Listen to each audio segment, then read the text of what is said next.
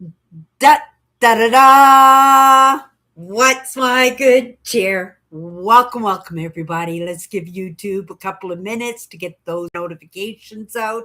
In the meantime, if you've never met me before, hi, I'm Cindy. I explore the inside and the outside.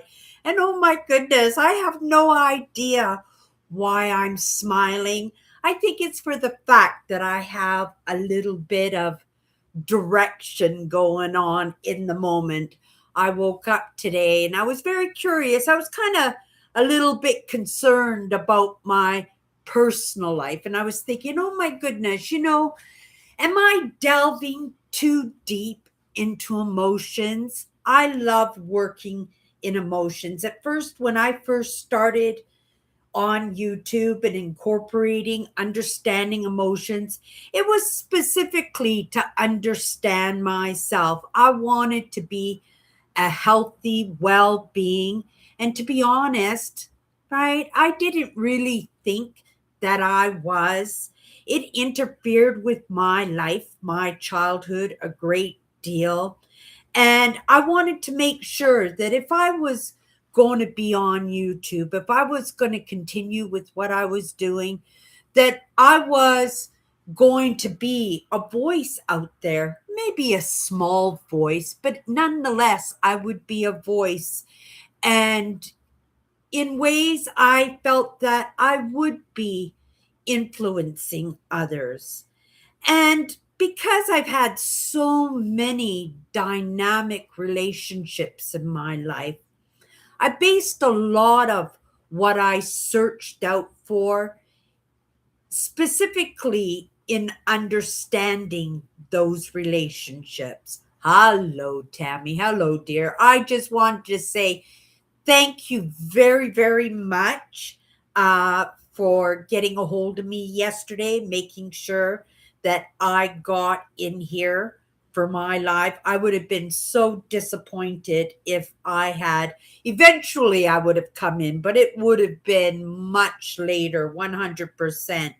I went and I switched out my timings on my wall clock, and because of the time change for the season, and I guess I jiggled the battery and everything just kind of moved a little bit slow. But Tammy caught that and she got a hold of me. Now, Tammy, I don't know if you have Instagram, but I would love it if you would message me on Instagram so I could actually give you my email address. Oh, in all actuality, Tammy, you can just go down into my description there, and I think my personal email address is there. I really would like you to have it. Just in those moments, if you wanted to have a personal conversation with me, or I trip up again and you do need to get a hold of me. Hannah! Hello, Hannah. I hope I didn't miss you yesterday. I saw you right at the end of my live and I said hello, but I didn't see you reply and I went, oh my goodness, she got upset and she left on me. These are the first things that come into my mind, being that highly sensitive, being that empathic soul that I am, delving into emotions.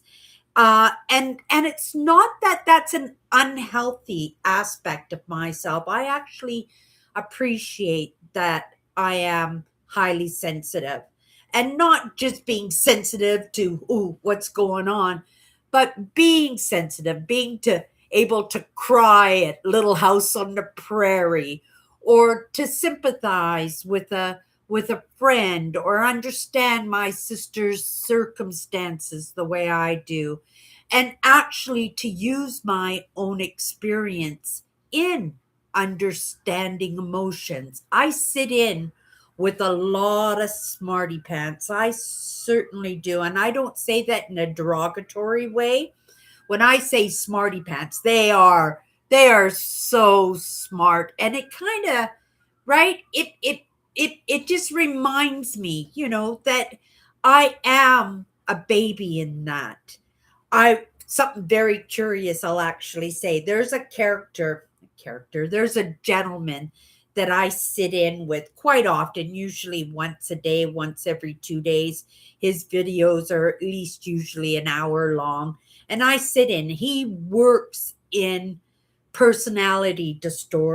disorders specifically, but he's straight up. He tells the truth, even if it goes against his own grain or maybe personal beliefs. He is to the book, to the word. And these are the kind of people that I appreciate. These are the kind of people that I want to take my lessons from. People who really do know their stuff. But in the beginning of his videos, he always starts off with this phrase, okay, shushamine, right? Something like this. And so I write it down and I've Googled it so many times and never been able to come up with uh what's the word I'm looking for? A directory on the word, what the word truly means or anything. And I've tried to spell it in certain ways, and every time he does a video, I'll backtrack to the beginning so I can hear it again, and then I'll respell it in a different way, and I'll split it up into vowels. And I never was able to figure it out. And I did. I wanted to understand how he was greeting us, because it was how he was greeting us every time he put out a lesson. Well, today, was it today? Maybe it was yesterday. He put out a video, and the video, in the description of the video, in the title of the video, he used it, but he spelt it the word, so I had the right spelling on it, but he actually made a little part of his video on the topic. And this word shushamine, and you would never know that that's the way it is, because mine is what I was putting at the end of the word, but it was nothing like that in any way.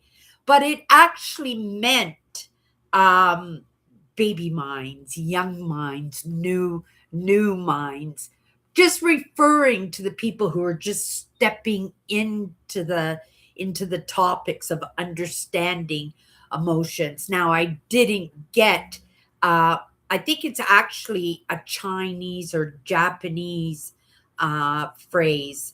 And I was so happy, and I was blown away because I must have Googled it at least, at least a half a dozen times on different occasions, because right, he's greeting us. I want to know what he's saying, right? So I finally got the definition. That's the word I was looking for, definition of it. And it was like new minds, baby minds, right? Just starting out, just referencing that he's the expert, right?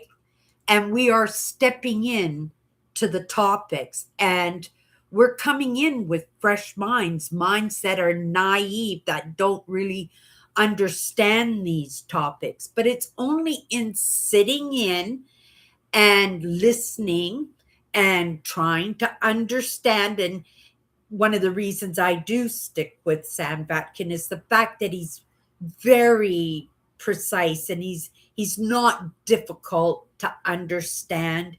And because I grew up with my father, who had a personality that was very much like his, so there's that familiarity for me, right? That makes it feel like home, because I loved my father. Whenever I was with my father, it did feel like home. It felt safe. It felt comfortable. He was the head of the household, so he was king of his castles, and we were right. We were his congregation, if you want to, in a comparison. It wasn't a church or a cult or anything like that, but the way that he made me feel was the same way that I appreciate sitting in and taking lessons from people who make me feel that same way. So of course I wanted to know, right, what this word shushamine meant every time he started his video, and I finally got the definition of it, and it made me so happy, but it made me so curious because why would he make that in the description, in the title of his video? Like, he specifically made a topic, and it just felt like he was doing it for me because it was just so frustrating. I actually thought it was a Jewish definition. I don't know why I got it in my head that it was a Jewish definition, but I did. Maybe just because of the way it sounded.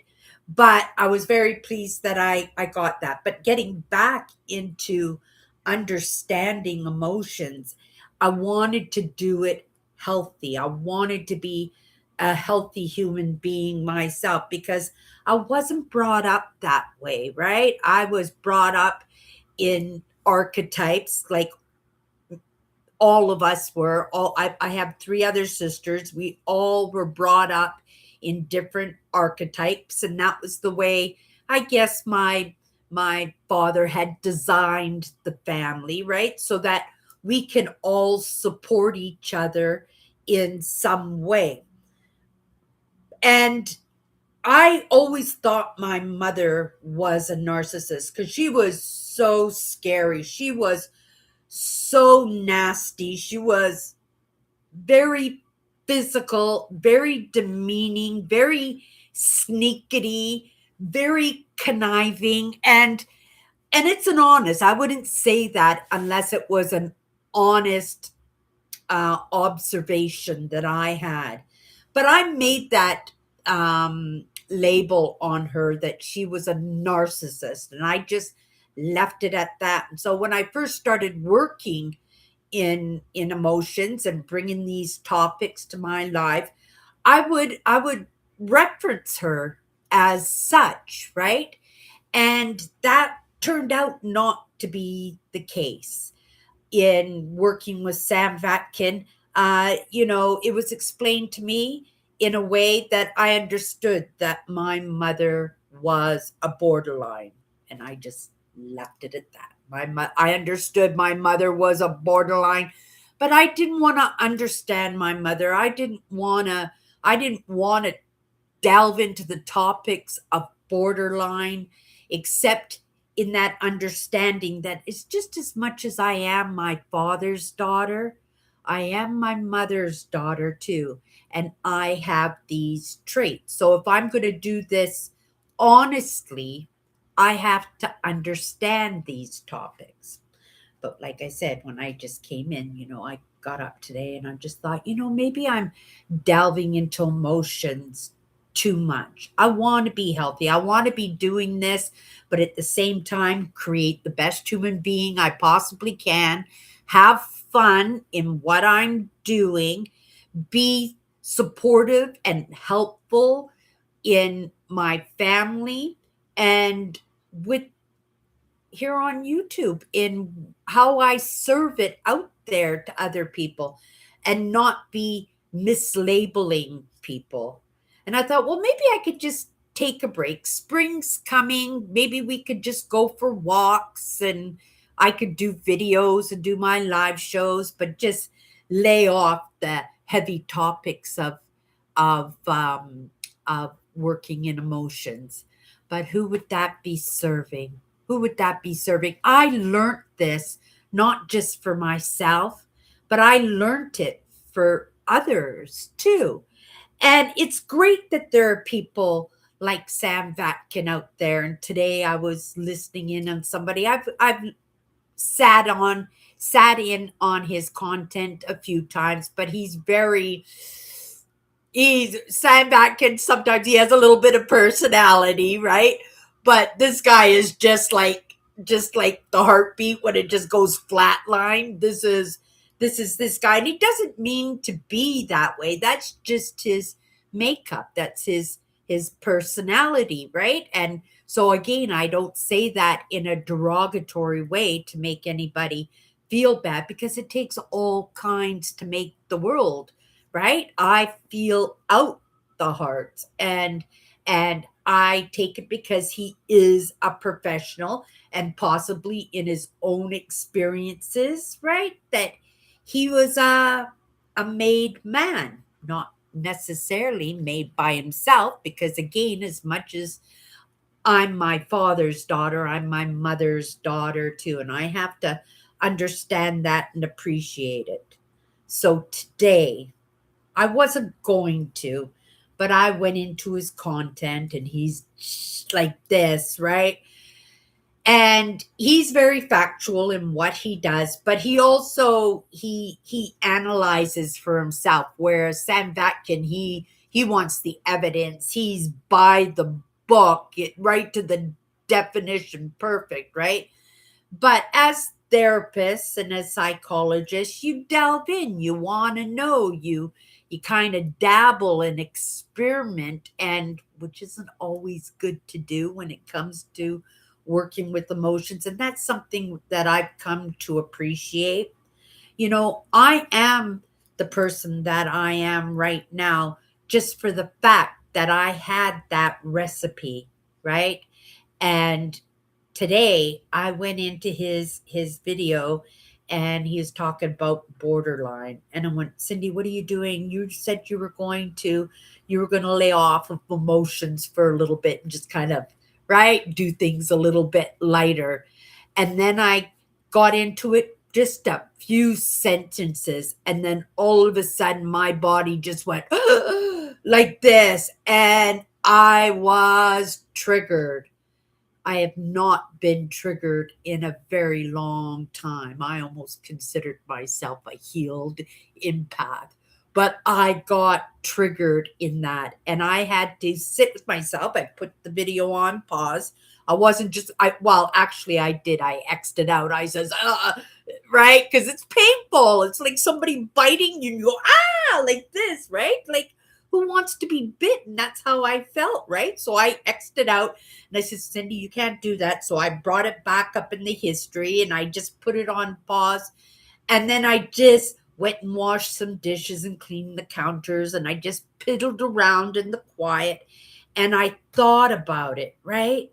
And I said, Cindy, you haven't even delved into the topics of borderline. As soon as you got the proper diagnosis for your mother, you just dropped it as that, and you said, okay, your mother's a borderline. But then he was actually, what triggered me was he was talking about weapons of choice. And if you've hung out with me for any length of time, you know that I use that reference all the time when I'm talking about my mother, because my mother was extremely volatile, and she had weapons of choice. But he was talking about how borderlines, they'll just whatever's available, right? Whatever's closest, right? But if it's on top of mind, if it's something that you use repetitively, that's the first thing you're going to go for, because you know where that item is. And my mother had a few things, like you guys may have heard me reference a back scratcher that she used at the dining room table, that she was able to reach across the table and whack you across the head, or right, or threaten you, or she would just sit there, hold it, like, sometimes when the people are having the forks and the spoons like they're ready for dinner, she would be doing that with the back scratcher, like, I dare you to make a wrong move, I dare you to put the elbows on the table, I dare you not to say please or thank you or may I be excused from the table, or sit up straight, right? And I appreciate some of these lessons because I believe that I have really, really good posture. And I think that reason that I have really good posture is because I didn't dare slouch around my mother, right? But she had the back scratcher. She also had a Bakelite hairbrush, and she always knew where that was. So that was handy dandy. That was another weapon of choice. She would use the broom. She would use ashtrays, like, right, weapons of choices. And that's what triggered me, because it put me right back into those traumatic moments in my life. I never said that I didn't get triggered anymore, but I very rarely will put myself in those situations. I wouldn't take a job anymore if I understood that those managers or bosses or supervisors, even coworkers, right, would treat me like that. And I have to understand, right, that not everybody is gonna like you, right? Not everybody is gonna like you. We don't rub each other well. And I get that, that maybe 4 out of every 10 people are not gonna like you, right? They're not gonna like you. But I would say out of those 4 people that don't like you, only one of them out of those 4 would take it beyond what's going on in their head, right? That they would actually look to dig at you, to treat you badly, to use those borderline sneaky traits, right? To make you look bad, or to make it so that you feel that you're not emotionally stable, right? And that's what my mother did to me.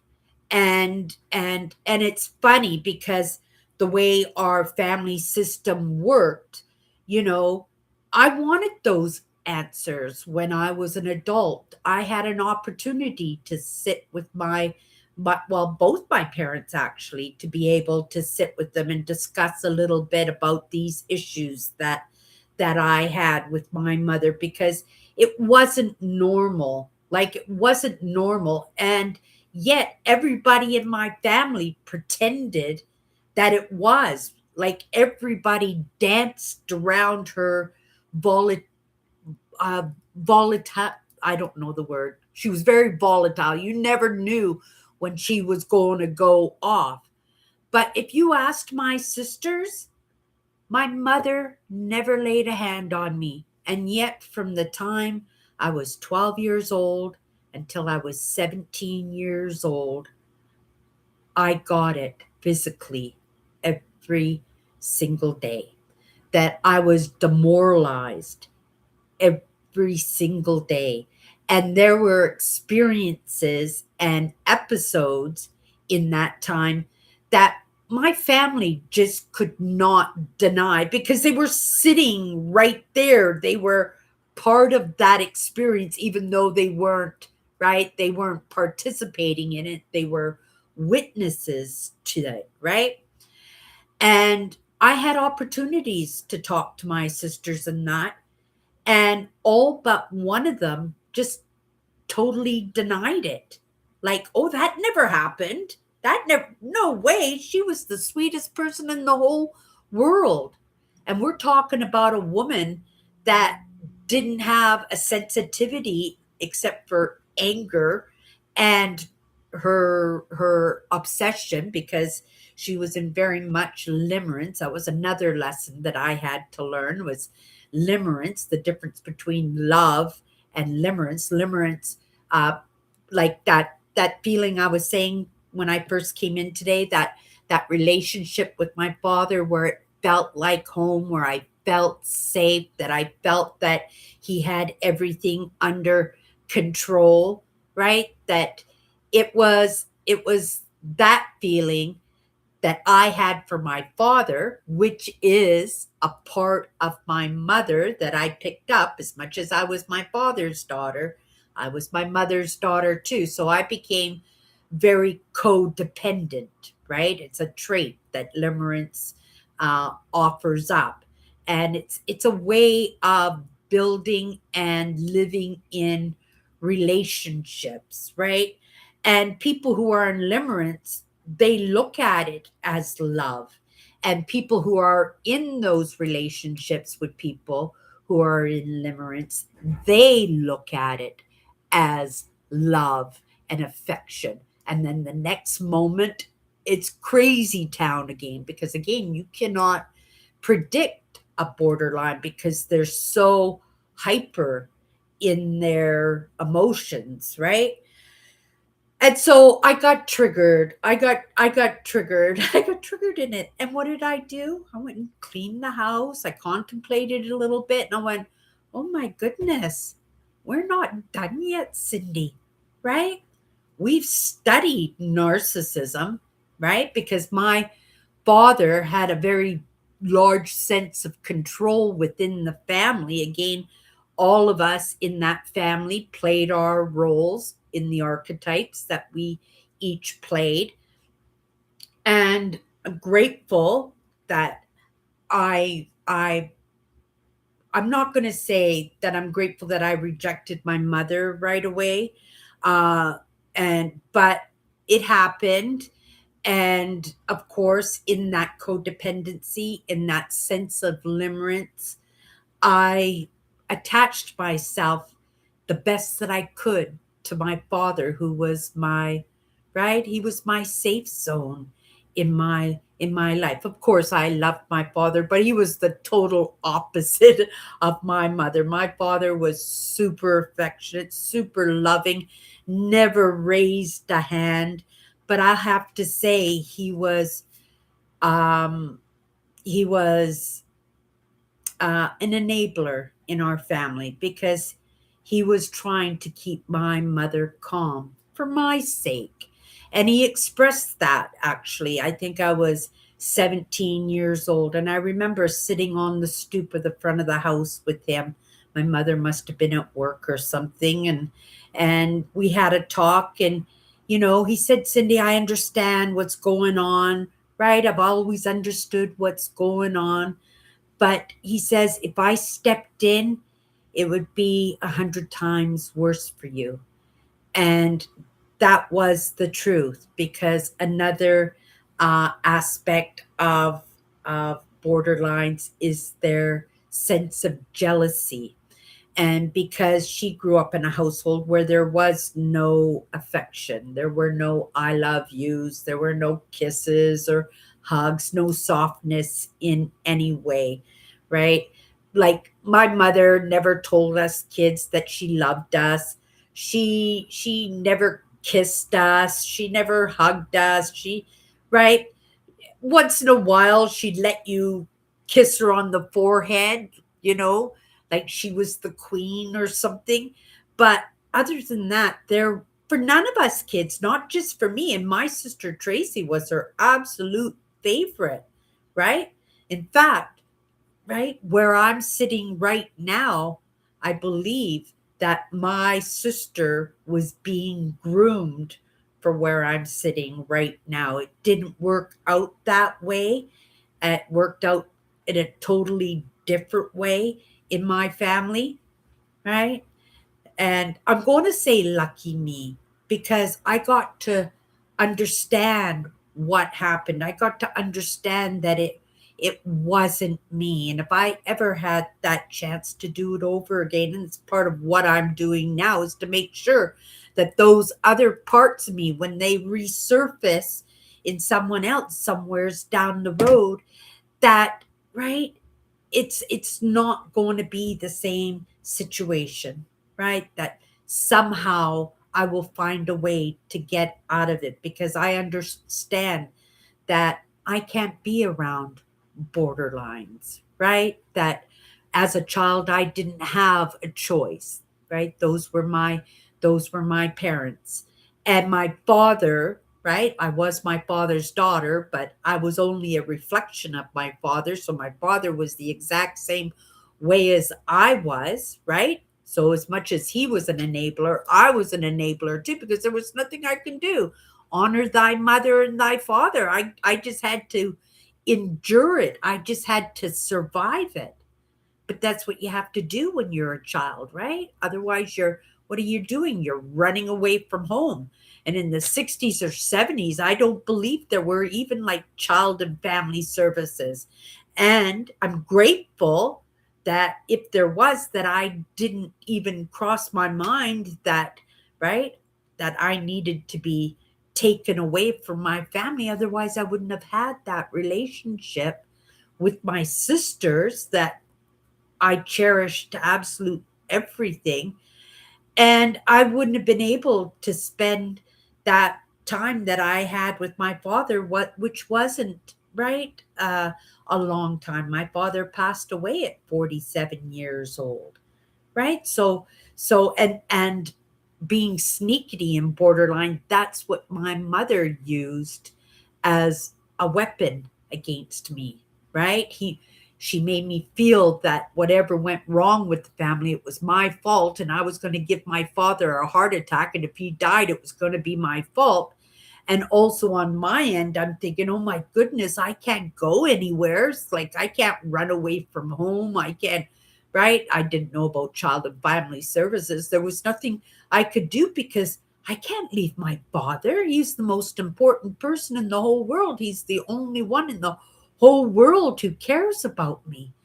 And I was stuck in a rock and a hard place, right? I sat through my lessons today.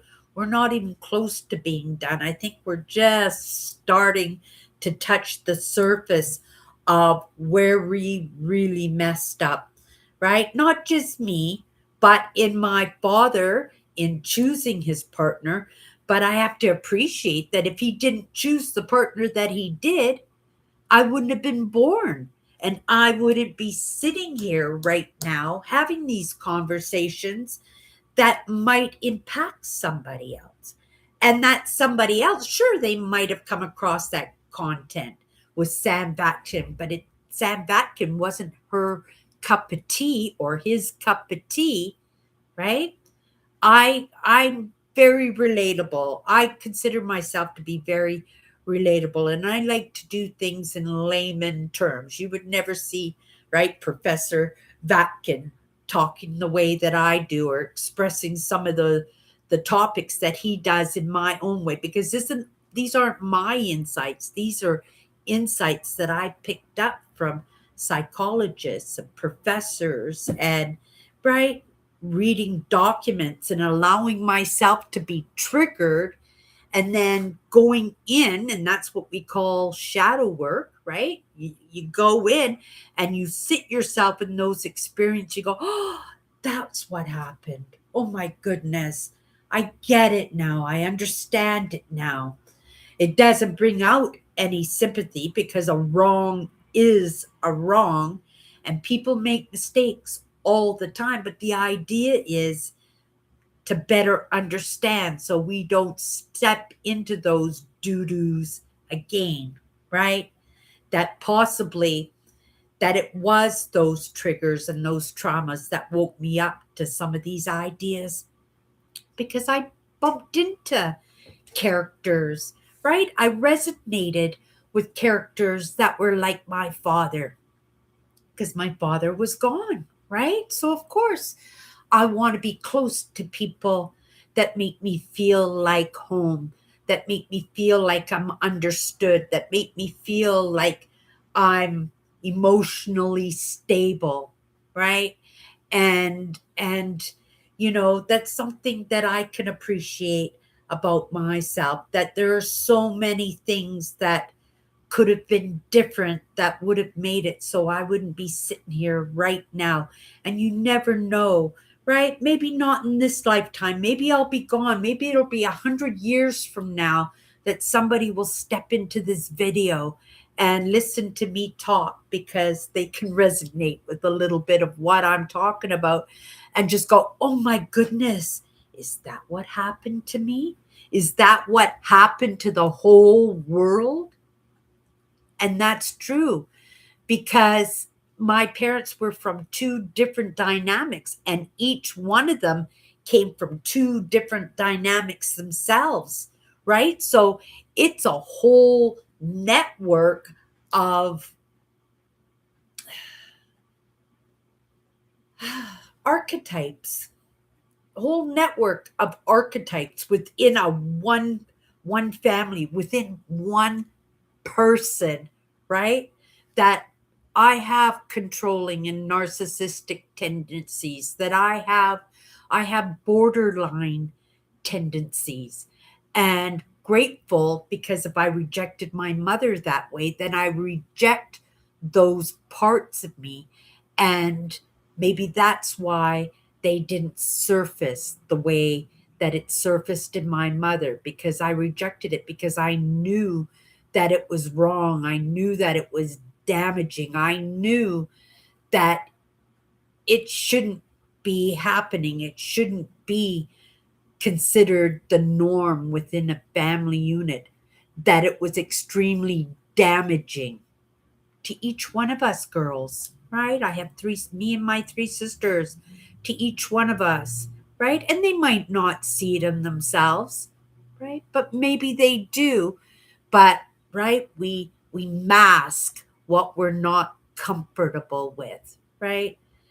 And I did have these conversations with my mother. You know, when my husband went on a tour, he was in the military, and he went on a tour to Croatia in 93. And I remember having to go and stay with my mother for 6 months because he could make a whole pile of money by storing all our furniture.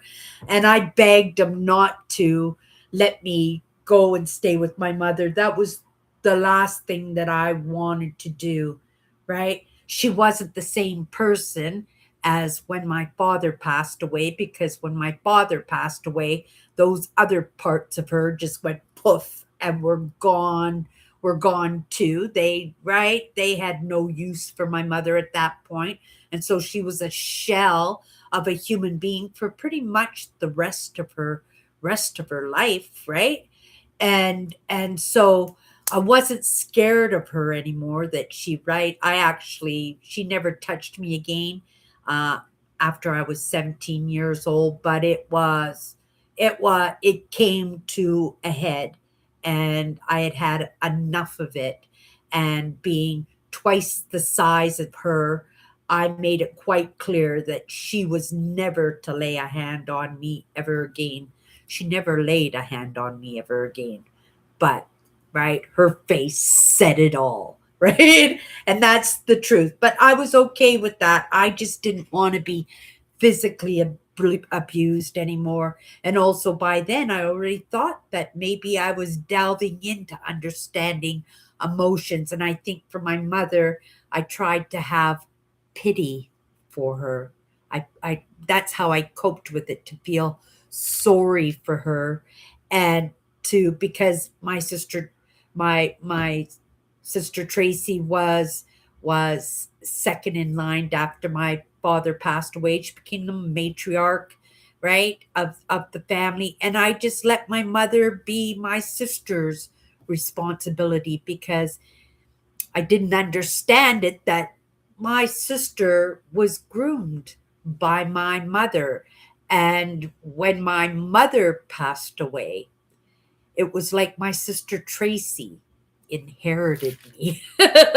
And it took me years to move out of that relationship, because as much as my sister was my mother's daughter, she was also my father's daughter too. And she was a friend of mine too. And she had amazing qualities about her. But oh my goodness, you tick her off, she would just rip your head right off. Like she could switch back and forth very easily. For myself, I would just probably just burst into tears and then just say, "What's wrong? What's wrong?" And then just go off and be by myself, right? So I thought I was just gonna touch a little bit on that topic. But again, you can see in me, in how hyper I am in this conversation, is the fact that it triggered me today. We're nowhere's close, right? I think I'm probably going to be delving into emotions to my last day. And you know what? I won't get it perfect. I won't, right? But I'll get a lot closer than what I have what I would have done if I hadn't come online the way I did. If I hadn't felt like home when I sat in with some of these psychologists, if I hadn't Googled and searched out answers for myself, if I didn't want to better understand what went wrong, right? And I feel good about that. I really do feel good about that. And I think, you know, when I talk about doing the baby steps, right? And it's just in our conversations and and and to understand that none of us are perfect, right? In actuality, in the world that we live in, we're getting to realize that there's some really nutso people out there, right? People with some serious, serious problems, problems that just been loaded down from one generation to the next generation. And in the evidence of those little things that come across our paths, like, right? Learning what shushamine meant, right? I thought that was absolutely incredible.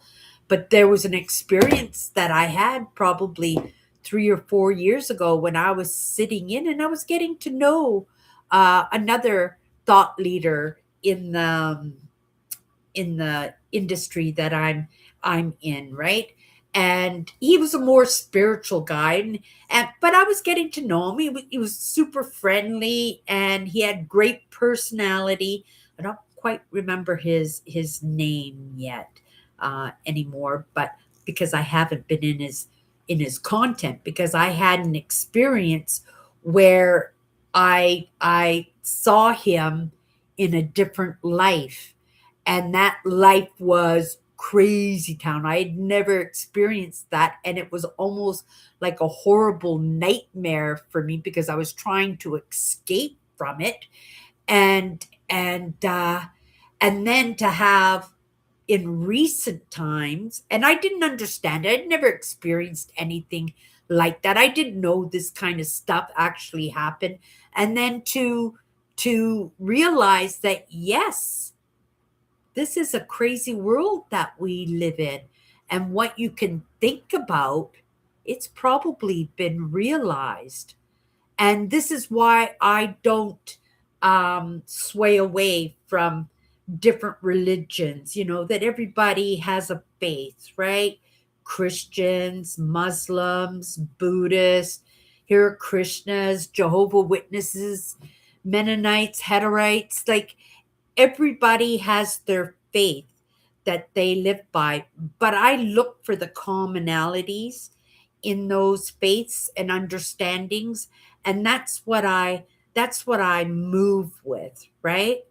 And if I didn't do it that way, I would have missed out on so much great information, right? So much great information. And I have a very curious mind. It doesn't take much to sway me away. But when I say that I explore the inside and the outside, that's my main branch, right? That I stay in my lane of understanding emotions and exploring the outside and what that entails on exploring the outside, whether it's urban exploring or bushcraft or back road exploring or my provincial park tours, right?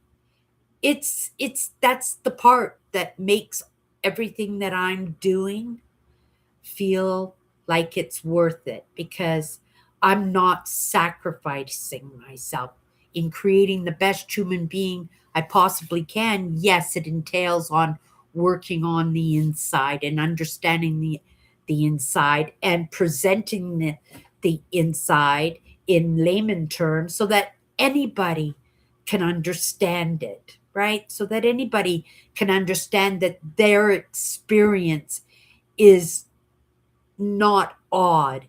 It's not a one off. They weren't the only ones who experienced Crazy Town. That lots of people do.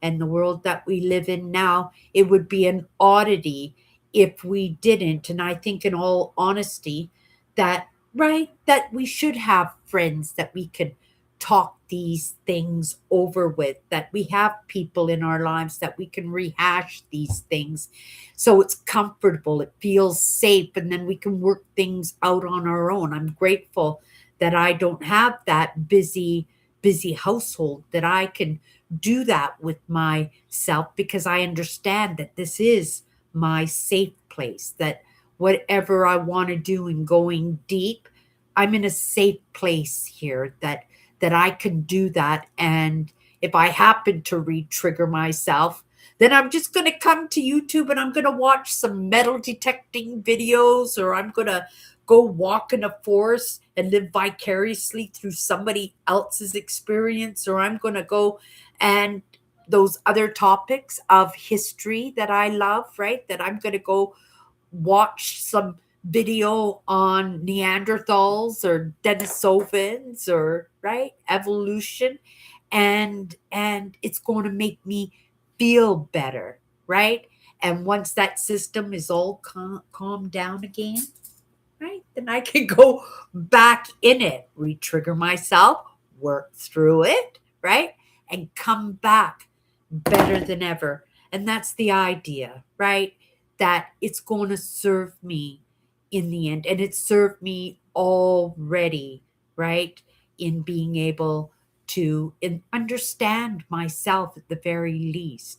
And it's served in a way that it brings content to my brand, right? Because these live shows, Monday to Friday, what's my good cheer, is to understand that I'm sharing in my life experiences. And when I come in, it's that optimism, because that's what it is. It's I'm optimistic that we can resolve anything, because the answers are out there. You just have to know how to spell it, Shushamine, and to understand what is it that you need to know, right? What is it that's tripping you up in life? And just ask that question, and then that question will lead you to an article, or it will lead you to sit in a university conversation, or it will lead you into a video, right? And you can absorb it, the lesson, in your own comfortable space, right? And be your own helper, because if you're anything like me, right, you're not going to go and sit with somebody and have these discussions unless they're a friend, there's somebody that you care about, or there's somebody you have to resolve these issues with. You're not going to have anybody else, so you got to do it yourself, right? It's that saying, nobody's coming to save you, right? You got to put that work in. You got to put that work in yourself. Okay, so let's just come into the conversation. Earl, oh my goodness. Cindy, I wish I would have married you a long time ago. We would get along. Aw, that's really sweet of you, Earl. Like, seriously, that is really, really sweet of you. I've had some amazing relationships in my life. And some of those relationships were platonic, some of those were deeply connected, but still platonic. And some of them, like with that relationship with my husband, absolutely amazing. But it's quite kind of wonderful that any one of those relationships that I was in, if I had that opportunity to bump into them again, that there would be hugs and kisses and I miss yous. There wouldn't be that that regret. There wouldn't be that agitation. That there wouldn't be that, right? I never went for my husband's pension, right? And lots of people would, in revenge, right? Or in their disillusion, would want to hurt their ex-partners, right? And I don't have to live with any of that, right? I have to say there's some that I do have to live with, right? And that is in the fact that when me and him, my husband was in the military, I'd given up my civilian friends. I didn't have any civilian friends left. So when I started dating again, I dated within that military family. And I wish I hadn't done that, right? Because that was painful for my husband, right? He was living in another city by then, but the military is the military, and those conversations are being had, and that reflected on me, and that reflected on him also, right? And it also made that reconciliation impossible, right? Because the one thing you need in those relationships, those romantic relationships, is that trust in your partner, right? To know that that partner is going to be faithful to you, that you're the number one, right? That, and I think, going back to my relationship with my mother, that was the big problem, was the fact that she could see how much my father loved me. And he loved me so much that she made me the weapon against him. So instead of attacking him when he went astray, she punished him by punishing me. And that's something I didn't understand until recently, right? So I have to appreciate this, right? Hurt people,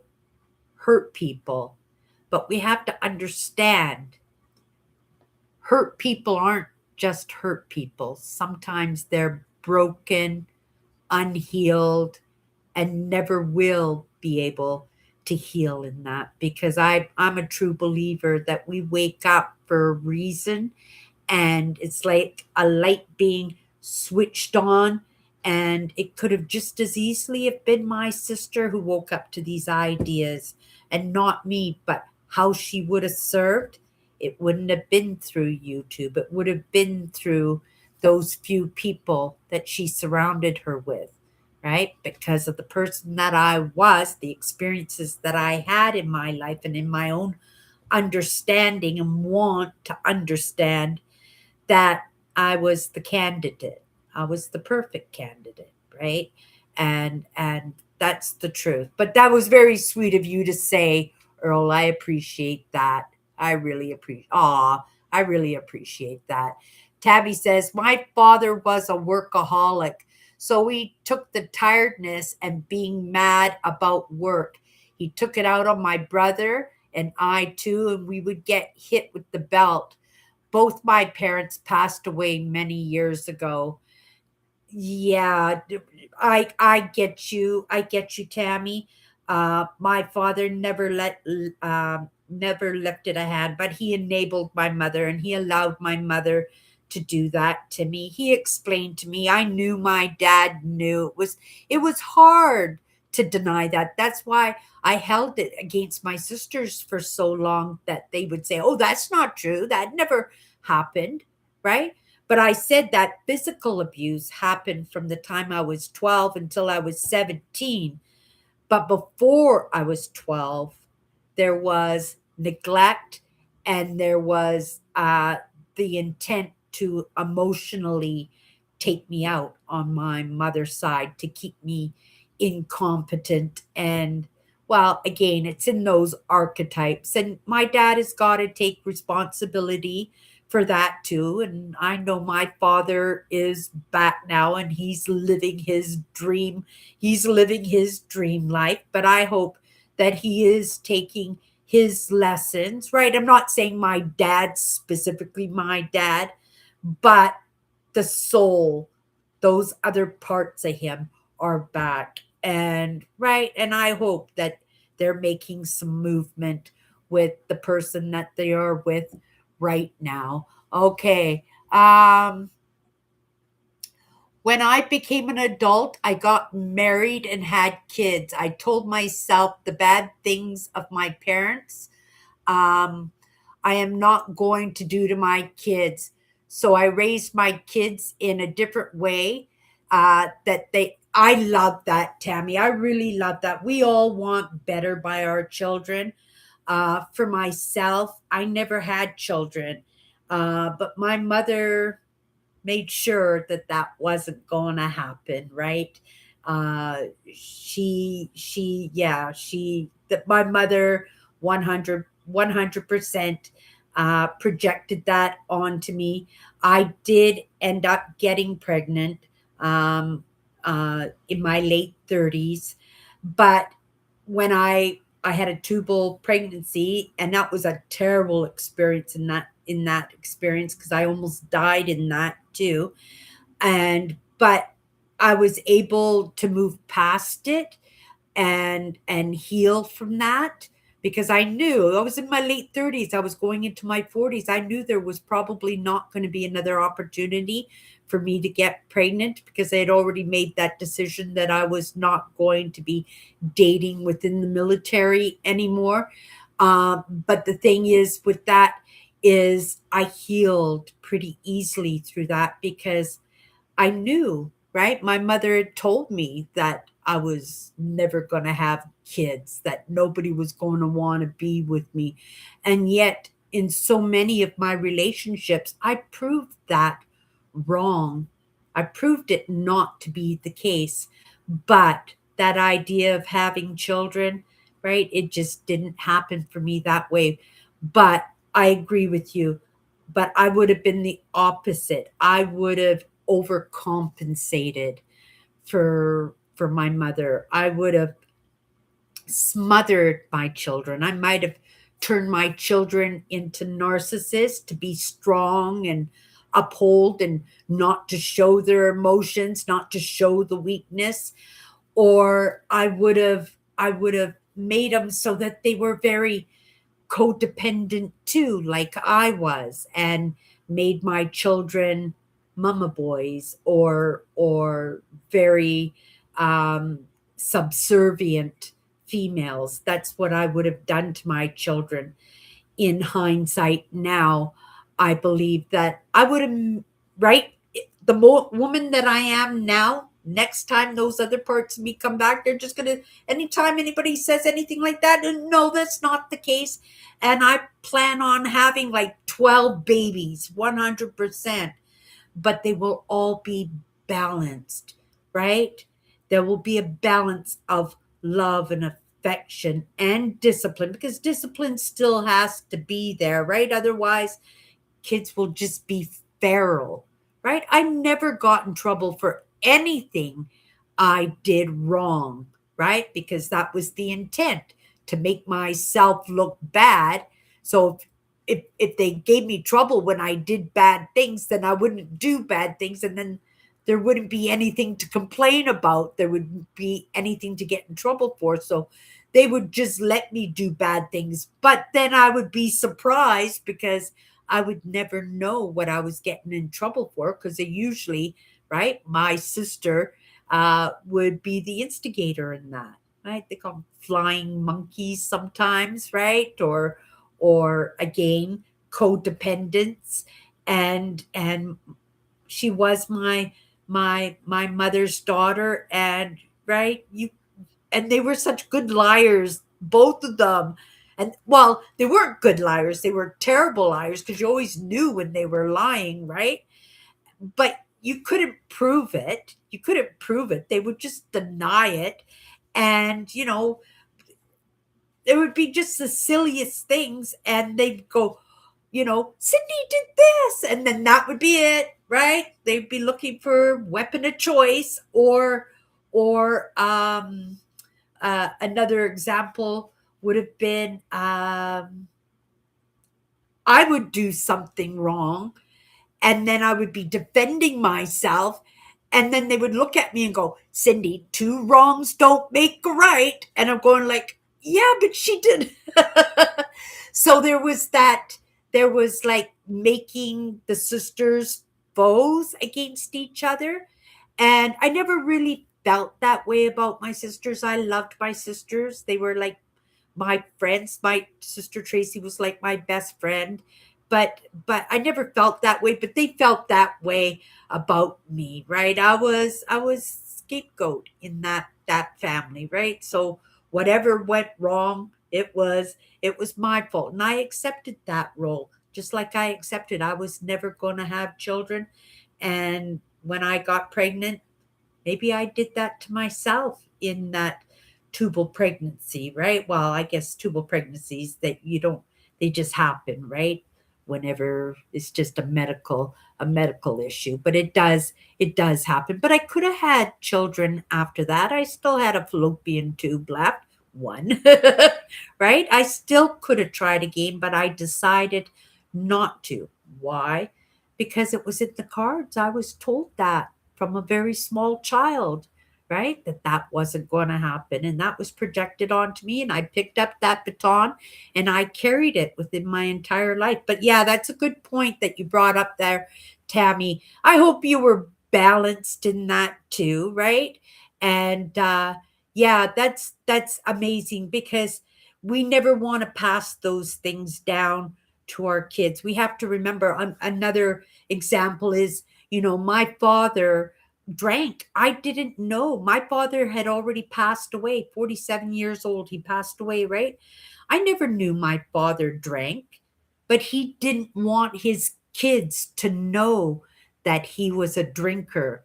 And so he hid it from us. And he didn't allow my mother to tell us or anything until after he passed away. And I went and stayed with her when my husband was in the military. And then she told me that dad was a drinker. He just didn't want you guys to know.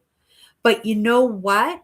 In him hiding that he was, the reason he hid that he was a drinker is because my grandfather was a chronic alcoholic, like one of those bus shack living on the streets alcoholics. That was my grandfather, his father, right? And and so he didn't want his kids to have those experiences, but because he hid his drinking, he never resolved it. He was still a drinker, at least from my mother's way of saying. My mother didn't have any addictions except for her disorders, right? But oh, and she gambled too. My mother gambled too. But my father, because he hid his drinking, none of us girls drink. We have addictions, but none of us have that alcohol. Alcohol is not going to be a problem moving forward in our lives, in our generation moving forward, because we've resolved that in this generation and the next generation. The great nieces and grandnieces are too young now for us to know whether or not they'll grow up to cope with their issues in drinking. But because my my two nieces and my nephew are also woke to some of these ideas, I think that they're on the good road to creating their own best human beings, and right, in guiding their children. And that was something in the notes that I took today.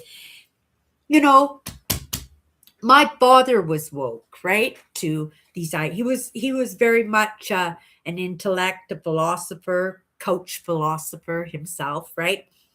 And but he never had the insight to, other than being the example, so that we can recognize that if we did wake up, that we would recognize for the fact that, the quotes that he brought his family up, right? He brought his family up on quotes.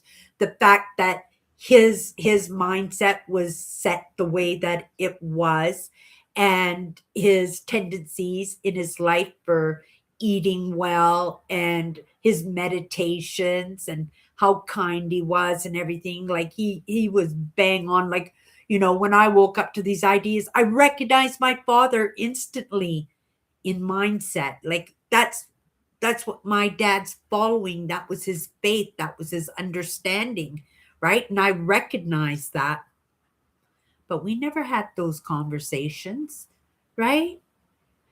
So he thought that we would all be asleep for our rest of our lives. That, right? He didn't think that his kids might wake up to any of these ideas. And yet here I am, his nephew, or sorry, his grandson, and his two granddaughters all take up after him. And I would have been able to pass that information down to them, it, instead of starting at ground one where I started at. If my father even in him thinking that none of us were going to wake up to these ideas, if he had had those discussions with us, right? Anyway, right? It might not have served us. It might not have woken us up, right? We might have said, "Oh, that's just my silly dad," and then just take that information and put it on the shelf. But when I did wake up to these ideas, because I do shadow work, because I specifically go back there in those experiences and put myself in those shoes, that I would have been able to resource that information, and I might not have had to start off at ground one, right? That I might have been able to start where he left off, because he obviously did a lot of work. Because, like I said, none of us kids drink. He never laid a hand on any of us kids, right? And he had the perfect father persona, except for those archetypes that cause so much havoc in our lives. Not just the fact that the archetypes were wrongly designated to the kids, right? I guess he did his very best. I said, okay, we messed up with Cindy, so I guess Cindy could be the scapegoat, right? Keep mom calm. Be there for mom, so when she goes off, she won't go off on me. And my dad was an adult, so he took those jobs where he could take off for months at a time, which is perfectly understandable to me before, right? Like, I would never have understood that. Why? But I understand it now, because he had to get away from her too, right?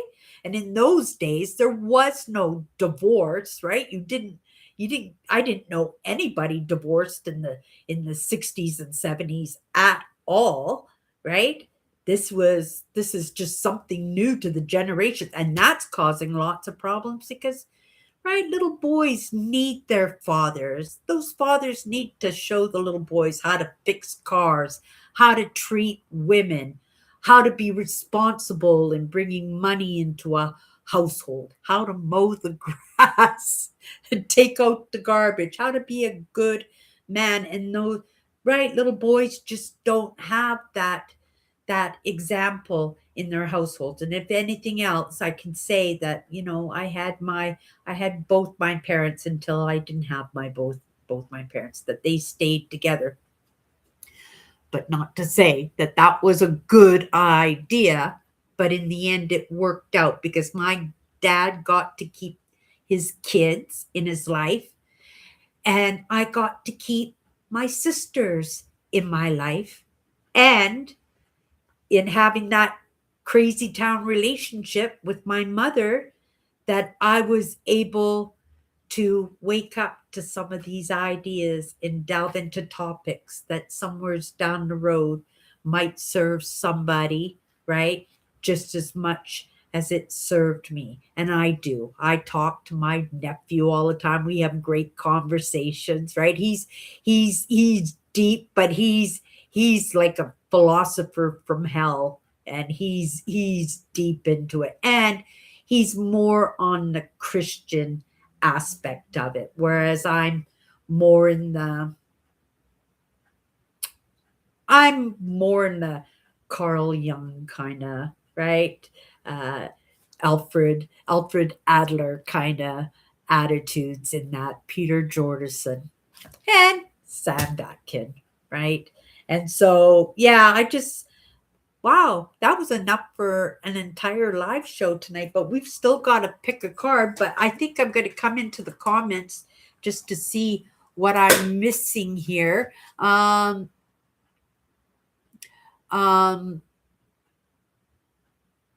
we didn't even do anything, but our father being tired and ornery, he got after us. Our mother took her anger out on her bad childhood. So my mother suffered too. Yeah, everybody suffers in it, doesn't it? Right? You think, like in India, where the parents get to pick the partners for their children.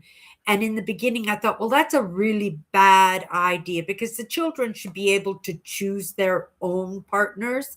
But parents know their children, right? And if they can pick a partner that they know will be well balanced in a relationship with their children, that's great. But I think God chooses, or whoever, whatever.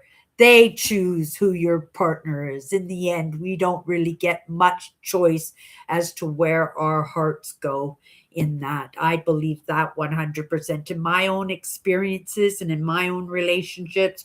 100%. Okay. My sister was the baby of the family, so she was the favorite one, same one in my family, right? She's the one that grew up to be the most balanced, I think, in all of that, just because she was everybody's favorite. Um, your brother was hyperactive, and so we heard a lot of hollering and my parents arguing, and yes, we were Christians. Yeah, my mother loved Jesus. My mother loved Jesus, and it served the family well, right? Honor thy mother and thy father. That kept me in line. That's all you had to say, right? And the fact that she used my father's health as a weapon against me, also to keep me in line. Yeah, crazy town, right? To do that to your own children, but be able to grow up and make some good decisions. And I'm glad you decided to raise your children in a different way. Sometimes we learn just as much from the bad relationships as we do from the good relationships in our lives. That's for sure. You just finished making a video about Iran. Oh my goodness, I've been listening to a little bit about Iran, not specifically like in the news broadcasts and stuff, but there's a gentleman I watch online. His name's Chase Hughes, and he's been following it really, really close. But he studies it in a intellectual kind of really deep, really deep way. And I would much rather understand it that way because it gives you hope that it can be resolved. And if it can't be resolved, at least you have the heads up how you can make do. Like, oh, you guys, keep your gas tanks topped up, you guys. If nothing else, fill your gas tank up, and every day that you see that it'll take $5 more, just keep topping it up because that gas is going to be absolutely crazy, crazy expensive. Just going to the grocery store today, oh my goodness, make me want to cry. Like there's so many people out there that can't afford on their minimum wage to get enough groceries to properly feed their families for a course of one paycheck to the next paycheck. It's really quite scary to have to say no to something that's good for you, to say yes to something that you can afford, right? Like in the moment right now, I'm eating so many eggs, right? Because a flat is 30 eggs, right? The big flats cost $10. But that flat will feed me all week. I could eat eggs and make omelets and poach them and fry them, and I eat a lot of eggs, and the eggs are good for you, even though they got high cholesterol. There are lots of nutrients. Eggs are a superfood. So if you can't afford good food, make sure the very least that you get topped up on the eggs. And there are other things too, like the big bag of rice. That's survival food, right? Rice is still fairly inexpensive. Get yourself a good 25-pound bag of rice. And like my mother, right? When my dad would have a very bad gambling day, right? He'd come home with that big bag of rice over his shoulder. possibly a big bag of flour on the other shoulder. And we knew we were in it for the long haul being at least a month, that we would be living on 101 different recipes to make rice pudding, fried rice, stuffed peppers. Oh my goodness. Rice out the yin yang. I remember those days, right? And then in our day, we would say, no wonder the kids, when you look at the price of meat, no wonder the kids grow up on craft dinner, right? You can't even say that anymore because craft dinner is like $2 a box now, too. Everything is so expensive, right? And then they put a sale on margarine for, oh my goodness, you're like, oh, margarine, $6.99. I'm go, that used to be the regular price only like 2 years ago, right? And now that's the sale price. Just crazy. Okay, you guys, I've been yibber yabbering enough. Let's pull a card, see if there's something pertinent to the conversation that we just had. Yeah, borderline. I'm going to dig into it deeper, right? It does trigger me because it brings up those emotions and those experiences that I had growing up, and just the brutality that, a parent would do that to their kids, right? It is devastating. It's done now, but at the same time, that's on me to resolve, right? Like, nobody's going to come and save me in that. And I'm either going to search out, right, people to talk to, or I'm going to just make it the topic of conversation and exploring the inside, and that works too. And it makes it look at I'm smiling in that instead of just being stuck here and going, oh my goodness, is that what's happening? And then just like, oh, life's not worth living, and oh my goodness, people are so horrible. And no, right? That's not. I'm creating the best human being I possibly can. I'm getting better and better all the time, right? I'm the example for others that it can be done. And we are all the examples for others, right? You too, Tammy, to your kids, you're the example that it can be done, right? Okay, you guys, let's pick a card. We can't pick the front card. Let's pick something in the middle. Let's pick this one.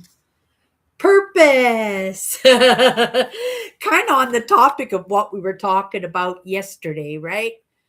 Purpose is just to keep moving forward.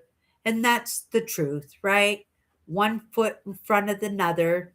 And if we are in the topics of borderlines now, maybe that's the topic of the year. Maybe it's the topic of just the week. Maybe I'll be triggered so bad I just say, I can't take it anymore. It's just too much for me. It's turning me into an emotional baggage, right? That I just can't do it anymore. And if that comes to be the case, then I'm going to have no problem in saying that's it, right? Because I'm creating the best human being I possibly can. That's my that's my purpose. What I bring to the table, that's the gravy, that's the sprinkles, that's the cotton candy. And I'm just going to leave it at that tonight because we've been yibber yabbering a lot. You guys, have a great night. Thank you. Thank you, Earl, for the nice little comments that you made there for me. It's it right. I still have that ego. It still makes me feel good, right? That I have value as a human being, right? Okay. Tammy, one more. Oh my goodness. You guys have been yibber yabbering. You guys certainly have. Okay, you guys, that's enough for tonight. You guys have a great night, and I'll see you tomorrow.